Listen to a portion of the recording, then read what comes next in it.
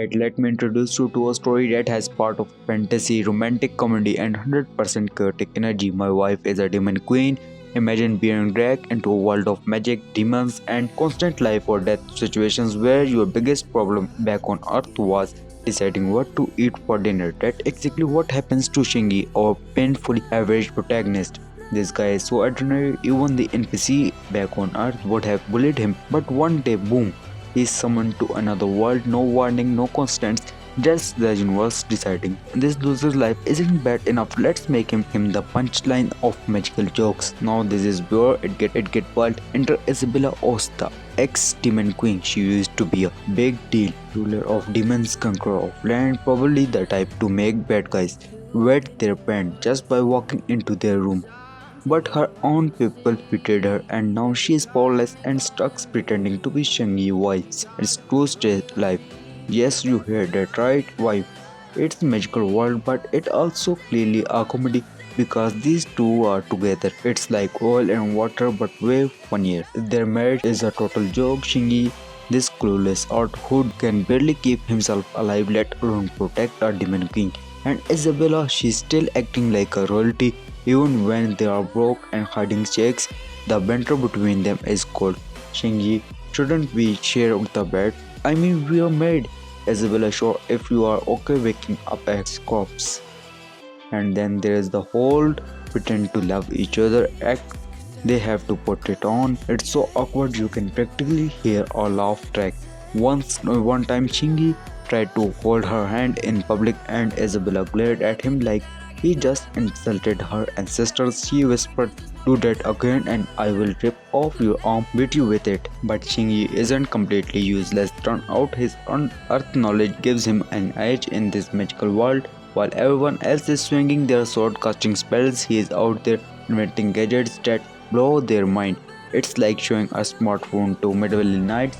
They think he is genius, but really he is just googling ideas in his head. After one of his contrasptions actually worked, Isabella sarcastically says, "Congrats, you invented a fantasy way of not to die. Maybe next you can invent a personality."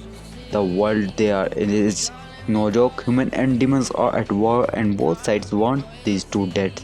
Humans think Isabella still a threat and demons, they are like, "Oh, you are weak now. Great, let's kill you for all time's sake." After surviving an ambush, Shinji's mutters, "If dodging death was a sport, we will be a gold medalist." Despite the danger, these two starts to grow on each other. Shinji, who starts off as a clueless idiot, begins stepping up. He built insane weapons, protect Isabella when it's matter, and somehow he managed to survive situations where anyone else would have been dead. Isabella, on the other hand, starts softening just a little. Of course, she hid it behind insult like, "Don't get used to me saving you. It's not out of affection. I just hate seeing incompetence." Their journey is packed with actions, comedy moment, and that will make you snort out loud. Like the time Chingy tried to take down a monster with a frying pan. Isabella laughed so hard she almost fell over and said, "You are the first person I have ever seen trying to cook their way out of a fight." And let's not forget the awkward romantic sensations.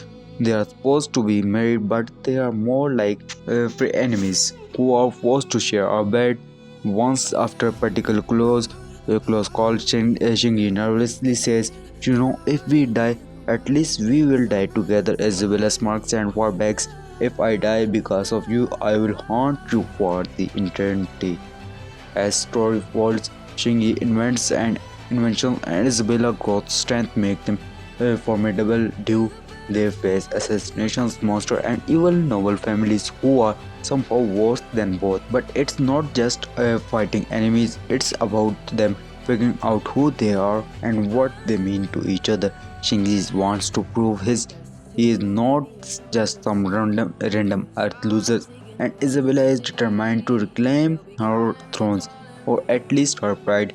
By the end of each battle you are left laughing, cheering, and wondering how the hell they are still alive. Their chemistry is like a roller coaster, thrilling, chaotic, and full of moments where you are like, did she just threaten to kill him, Or is that her way of flattering?